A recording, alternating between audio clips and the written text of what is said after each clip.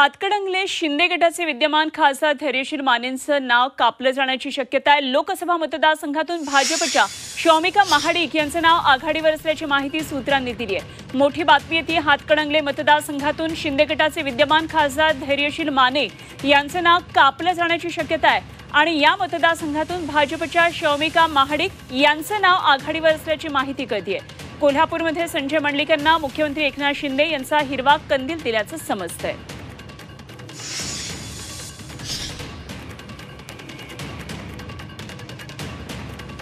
कृष्णात पाटील आमचे प्रतिनिधी आपल्याबरोबर आहेत। आणखी सविस्तर तपशील त्यांच्याकडून जाणून घेऊया।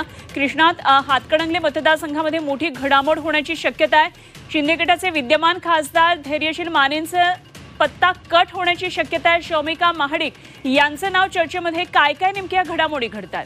कोल्हापूर जिल्हा मतदारसंघातील कोल्हापुर लोकसभा मतदारसंघ की अमृत नोनी आर्थो प्लस, ये एक प्रूवन फॉर्मूला है। इसमें मौजूद नोनी फल के गुण और आयुर्वेदिक जड़ी बूटियां शरीर को जरूरी पोषक तत्व देने के साथ साथ हड्डियों और जोड़ों के घिसने, उनमें होने वाले सूजन और दर्द को रोकने में मदद करता है। दर्द मुक्त जीवन के लिए अमृत नोनी आर्थो प्लस।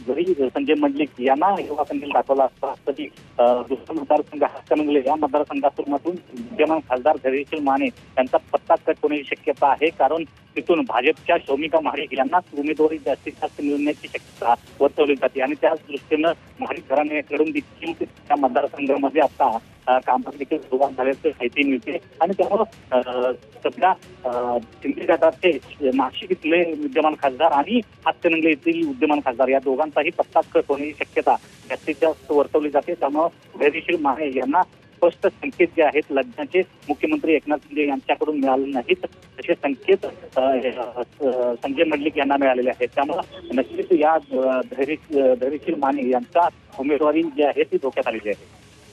ठीक, धन्यवाद कृष्णा दिलेल्या सगळ्या या सविस्तर तपशिलांसाठी। त्यामुळे आता कोणाचा पत्ता कट होतोय आणि कोणाच्या गळ्यामध्ये उमेदवारीची माळ पडते हे बघणं अत्यंत महत्त्वाचं ठरणार आहे।